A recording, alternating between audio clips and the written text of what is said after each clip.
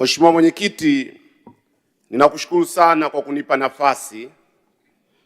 Ninasimama chini ya kanuni ya 125 kifungu cha pili, kanuni ambayo inanipa nafasi kama mbunge kuweza kutoa hoja ya kuondoa shilingi moja katika kifungu chochote kile.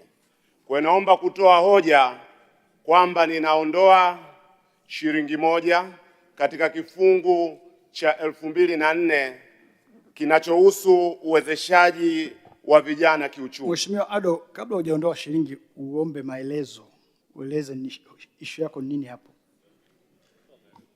Asante. Naomba kutoa maelezo Mwenyekiti. Kwa kifupi, dakika 2. Sawa, kwa ufupi kabisa. Mheshimiwa Mwenyekiti, kama ambavyo imeelezwa kwenye hotuba na kwenye landama. Taarifa. Huu sio wakati wa taarifa. Endelea Mheshimiwa Ado. Kama ambavyo imeelezwa na kuoneshwa kwenye landama, kiwango cha fedha ambazo zimetengwa ni shilingi bilioni 5. Na imeelezwa vizuri sana, hizi ni fedha za kuwawezesha vijana kiuchumi. Na kati ya hizo shilingi milioni 300 zitatumika kwa ajili ya elimu ya ujasiriamali. Na shilingi bilioni 4 na milioni 700 zitatumika sasa kwa ajili ya kuviwezesha vikundi 100.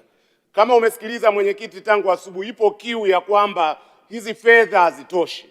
Nilitaka kupata maelezo ya ziada. Kuna kigugumizi gani? Kuna shida gani kwa serikali kuzichukua fedha ambazo zimetengwa kwa ajili ya kuwawezesha vijana kwenye maeneo mengine, kwenye wizara nyingine, ikiwemo hii commitment ya serikali ya bilioni 200 ili kuipa nguvu zaidi wizara ya vijana? Naomba maelezo ya msingi katika eneo hilo. Asante. Mheshimiwa Waziri, Ofisi ya Rais, Maendeleo ya Vijana. Asante sana Mheshimiwa Mwenyekiti. Naomba nitoe ufafanuzi kwa Mheshimiwa Ado kuhusiana na swali aliloliuliza. Wizara ya Maendeleo ya Vijana, katika hotuba yetu tumeeleza moja ya kitu tunafanya katika ukurasa wetu wa 18 ni kuandaa mwongozo wa namna ambavyo fedha za uwezeshaji wa vijana zinaweza zikawa na utaratibu mmoja wa kutolewa unaounganisha sekta mbalimbali. Kwa ningependa ni muhakikishie Mheshimiwa Ado, sawa na maelezo niliyotoa katika ukurasa wa 18, kinachofanyika sasa hivi na serikali ni kuandaa utaratibu mzuri ambao utakuwa na ufanisi, ambao pia utawasaidia vijana wenyewe kuhakikisha fedha hizo zinafika kwa wakati, lakini pia zinatekeleza majukumu yaliyomo pia.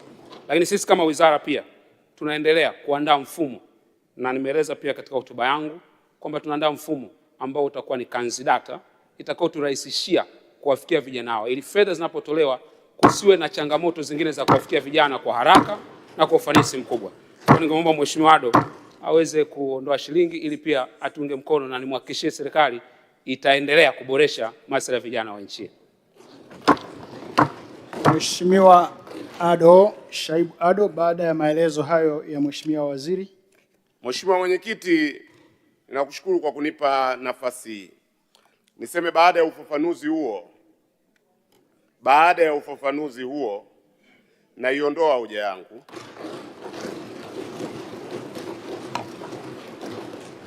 Kwa imani kwamba serikali itakuwa imetusikia vijana wa bunge hili na itatafakari hoja yetu na kuona namna ya kuipa nguvu zaidi wizara ya vijana. Asante sana. Asante waheshimiwa, kifungu hicho kinafikiwa.